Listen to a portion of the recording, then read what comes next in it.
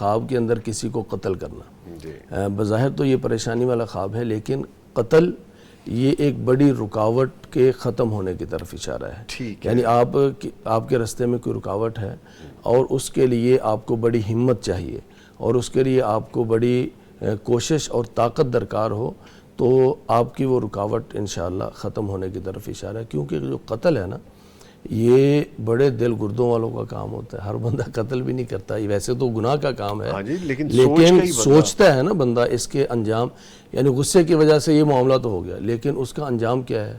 میں جیل میں چلا جاؤں، خدا نخواستہ، پیچھے بچے ہیں، یعنی بہت برے انجام ہیں۔ لیکن سارے انجام کو دیکھ کر بھی اگر کوئی کرتا ہے، گویا کہ وہ ساری وہ چیزیں سوچیں وہ ختم کر کے پھر آگے بڑھتا ہے، تو یہ زندگی کے اندر کسی رکاوٹ کے ختم ہونے کی طرف اشارہ ہے۔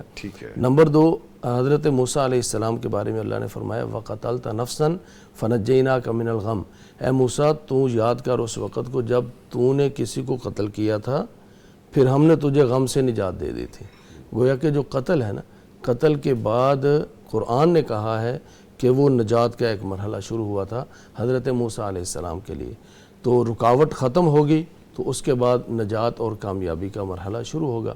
اور بنی اسرائیل کے لیے اللہ تعالیٰ نے فرمایا تھا کہ انہوں نے بڑے گناہ کیے تھے، پھر ایک مرحلہ آیا، اللہ تعالیٰ نے کہا تمہاری دعاؤں کی قبولیت اس شرط پر ہوگی اقتلوا انفسکم، اپنے آپ کو قتل کرو، تمہارا اپنے آپ کو قتل کرنا ہی تمہاری دعاؤں کی قبولیت کی دلیل بنے گا۔ تو یہ حضرت موسیٰ علیہ السلام کی قوم بنی اسرائیل پر ایک وقت ایسا بھی آیا تھا، ان کے گناہ بڑے بڑے تھے، تو اللہ تعالیٰ نے قبولیت دعا کی شرط بھی بڑی رکھی، پھر جنہوں نے دعا قبول کروانی تھی انہوں نے اپنے آپ کو قتل کیا۔ تو بعض اوقات خواب کے اندر اس طرح سے قتل کرنا کسی کو یا اپنے آپ کو، یہ دعاؤں کی قبولیت کی طرف بھی اشارہ بن جاتا ہے۔ ٹھیک ہے۔